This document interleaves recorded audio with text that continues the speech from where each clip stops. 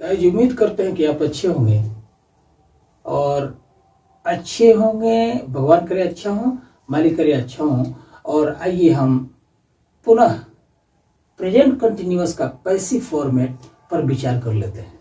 मैं एक्टिव और पैसिव कह के क्वेश्चन नहीं समझाता, बल्कि चूंकि इंग्लिश लर्निंग के लिए हमारा प्रयास है कि मिनिमम एक ऐसा तरीका मिले जिससे पाठक जो भी हो, मैं हूं, आप हो, कोई हो, उनको जल्दी क्विक समझ में आ जाए, ज्यादा पेचीदगी ना हो, ज्यादा झंझट महसूस ना हो। तो हम प्रेजेंट कंटिन्यूअस के पैसिव फॉर्मेट को इस तरह से बताते हैं कि दिए हुए वाक्य का हम क्रिया ढूंढ लें और क्रिया के अंत में यदि या, ये के बाद एक गैप दी हो, और गैप एक खास शब्द हम शब्द कर लेते हैं, एक खास ये जा जो गैप हो उसमें अक्सर ये जा आएगा। तो जा के इधर रहा है, रही है, रहे हैं हो, या ये गैप के बाद हो, मतलब गैप किससे होगा तो जा से गैप। इस जा के बाद रहा है, रही है, रहे हैं, और उससे पहले या तो या होगा, नहीं तो ये होगा, नहीं तो ये होगा। जैसे सीखना क्रिया है और इस सेंटेंस में ये सीखी जा रही है आ गया है, लेकिन कब तो सीखी, सीखना क्रिया के अंत में सीखी ई, क्रिया के अंत में ई आया है, मतलब ई आया है, और उसके बाद ये गैप हो गया है जा, और उसके बाद रही है। तो हम कहेंगे कि ये प्रेजेंट कंटिन्यूअस है और प्रेजेंट कंटिन्यूअस का पैसिव फॉर्मेट है।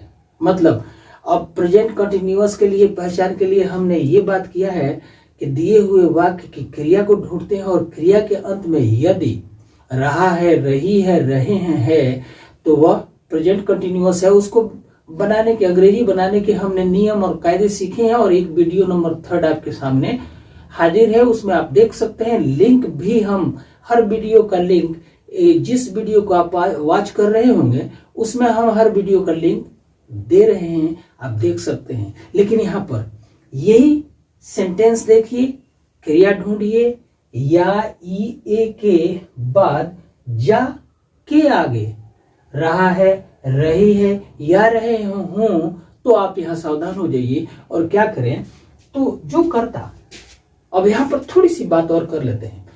कर्ता, पैसिव वॉइस, किसी भी सेंटेंस का पैसिव फॉर्मेट वह होता है जिसमें कर्ता निष्क्रिय हो जाता है। हम कहें कि किसान खेत जोत रहा है, तो खेत जोतने का काम कर्ता मतलब किसान कर रहा है, और इसी को अगर हम कहें कि खेत जोता जा रहा है, तो क्रिया कर्ता सब्जेक्ट निष्क्रिय हो गया। इसलिए हम ये ढेर सारी बातें नहीं करते हैं, बल्कि इस प्रकार के अगर सेंटेंस हों तो उसके लिए मैं फार्मूला दे रहा हूं।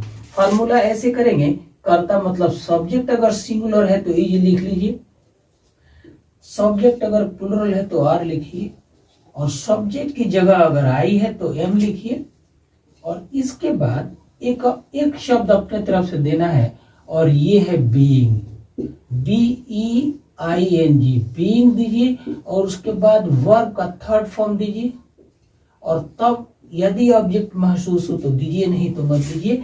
मतलब इस स्थिति में जब सेंटेंस को हम पहचान लेंगे, जैसे कि ये हमारा फॉर्मूला आपके सामने है। अब जैसे अंग्रेजी सीखी जा रही है, हम पहचान लिए कि सीखी के बाद जा गैप दे करके रही है, तो ये एक्टिव है, अंग्रेजी प्रेजेंट कंटिन्यूअस का पैसिव वॉइस है। तो यहाँ पर इंग्लिश, अंग्रेजी के लिए इंग्लिश लिख लेते हैं, और इंग्लिश चूंकि सिंगुलर है तो हम इंग्लिश लिख के इज देंगे, और इसके बाद बीइंग शब्द अपनी तरफ से बीइंग, और सीखना की अंग्रेजी है लर्न, और लर्न का तीसरा रूप होता है लर्न, तो LERNT, लर्न तीसरा रूप हम दे दिया, और इंग्लिश इज बीइंग लर्न, मतलब अंग्रेजी सीखी जा रही है, इसका इंग्लिश हुआ। और मैं आशा करूंगा कि आप क्लियर हो रहा होगा।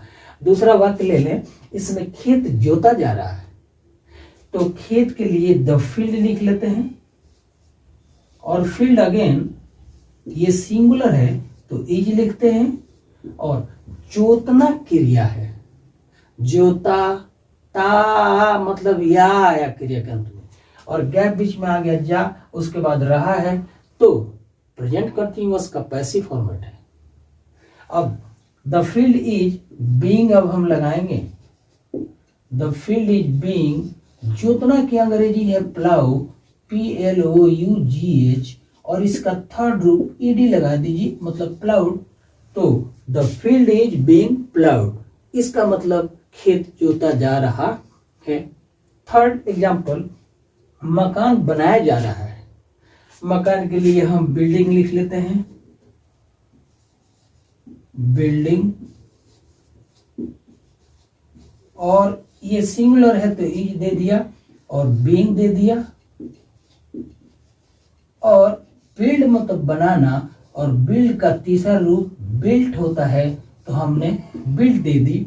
बिल्डिंग इज बीइंग बिल्ट, मकान बनाना क्रिया है, और बनाना में क्रिया के अंत में या के बाद एक गया जा, उसके बाद रहा है, तो ये प्रेजेंट कंटिन्यूअस का पैसिव फॉर्मेट है, और इसलिए हमने ये फॉर्मूला लगाया, उसे बनाया। अब बात कर लेते हैं इसका इंट्रोगेटिव। नेगेटिव के लिए इज के बाद the field is not being ploughed, is के बाद सहायक क्रिया के बाद नॉट लगा दें तो नेगेटिव सेंटेंस होगा, इसलिए नेगेटिव का कोई प्रॉब्लम नहीं है। लेकिन इंट्रोगेटिव के लिए क्या करें, तो सब्जेक्ट से पहले हेल्पिंग वर्ब कर दें, तो पहले प्रकार का इंट्रोगेटिव, मतलब सब्जेक्ट से पहले यदि हेल्पिंग वर्ब है तो उसका हिंदी कहेंगे तो क्या से उसका हिंदी शुरू होगा। अब हमें इसको बोर्ड पर एक दो लिख के करते हैं। तो आप, आशा करूंगा कि आपने ये फॉर्मेट नोट कर लिया होगा और आपके जहन में ये बात जरूर बैठेगी। आप एक बार दो बार प्रयास करके जरूर देखें और हमें कमेंट करके। हम बात कर रहे थे इंट्रोगेटिव सेंटेंस का, इंट्रोगेटिव फॉर्मेट, तो अंग्रेजी सीखी जा रही है, इसके लिए हम इंट्रोगेटिव पहले प्रकार का कह सकते हैं। क्या अंग्रेजी सीखी जा रही है, इसलिए हम इज को पहले ला दिए, सब्जेक्ट से पहले सब्जेक्ट है यहाँ English, is English being learned. अब है सेंटेंस, हम अगर लिखें अंग्रेजी कब सीखी जा रही है, तो ये फॉर्मेट रहने दें, और उससे पहले कब की अंग्रेजी होती है व्हेन, तो व्हेन लगा दें, और इस तरह से अब ये सेंटेंस ऐसे बन गया, when is English being learned, तो अंग्रेजी कब सीखी जा रही है, इसके लिए सेंटेंस बन गया। अगला सेंटेंस, खेत जोता जा रहा था, हमने दिया कि क्या खेत जोता नहीं जा रहा है, नेगेटिव कर दिया, इंट्रोगेटिव और नेगेटिव दोनों हो गया। तो इसमें हम इज, सब्जेक्ट से पहले द फील्ड, सब्जेक्ट है, is the field not being ploughed, क्या खेत नहीं जोता जा रहा है, और अगला है खेत क्यों नहीं जोता जा रहा है, तो इसी फॉर्मेट में हम वाई पहले लगा दें, मतलब सेंटेंस कुछ इस तरह से हो गया कि why is the field not being ploughed. इस तरह मेरा मकसद कि आप सीखें, आसानी से सीखें, और ये तरीका बेहतर लग रहा होगा कि नहीं लग रहा होगा, अब हमें जरूर बताएं।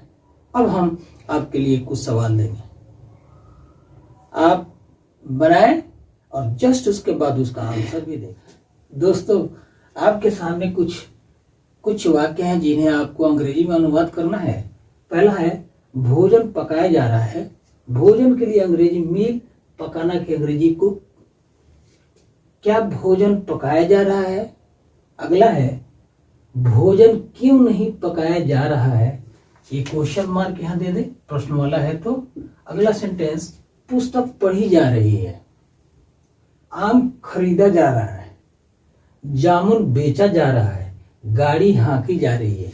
इन सारे हिंदी वाक्यों का आपको इंग्लिश ट्रांसलेशन करना है, और हमने कुछ शब्द लिख दिए हैं, जैसे खरीदना के लिए अंग्रेजी है बाई, जामुन के लिए ब्लैकबेरी, बेचना के लिए अंग्रेजी सेल, और हाँकना के लिए अंग्रेजी ड्राइवर। कुक का थर्ड फॉर्म कुक्ड होगा, बाई का third form bought, BOUGHT, sell के लिए सेल, सोल्ड, सोल्ड, तीसरा रूप सोल्ड होगा।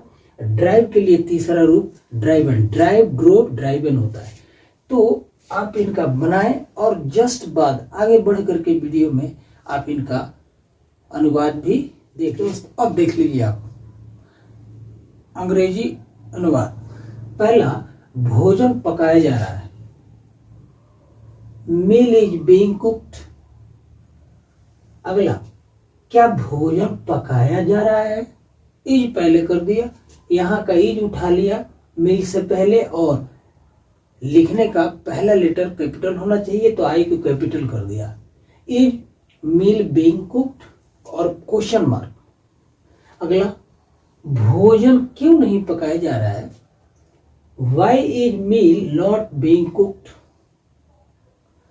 अगला, पुस्तक पढ़ी जा रही है, book is being read, read, read, read. तीसरा रूप रेड पढ़ते हैं, दूसरा रूप रेड पढ़ते हैं, लेकिन स्पेलिंग वही रहता है। तो बुक इज बीइंग रेड। आम खरीदा जा रहा है, मैंगो इज बीइंग बॉट। अगला, जामुन बेचा जा रहा है, ब्लैकबेरी जामुन के लिए होता है, तो jamun blackberry is being sold. Sell मतलब बेचना। गाड़ी हाँकी जा रही है, गाड़ी के लिए अंग्रेजी व्हीकल ले लिया, व्हीकल इज बीइंग ड्राइवन। और इस तरह से आप, आशा करूंगा कि आप सही सही बनाए होंगे। अब इसके बाद आपके सामने एक वीडियो हम देंगे आर्टिकल के प्रयोग के लिए। आर्टिकल ए, एन और द, ये 3 आर्टिकल हैं, इनका प्रयोग हम कहाँ करें, कब करें, आर्टिकल हैं क्या, ये भी जानना जरूरी है। और हमने वादा किया है कि गाहे बिगाहे एक एक करके और 10-15 वीडियो तक तो आप फ्लो में आ जाएंगे। शर्त यह है कि केयरफुली आप देख रहे हैं।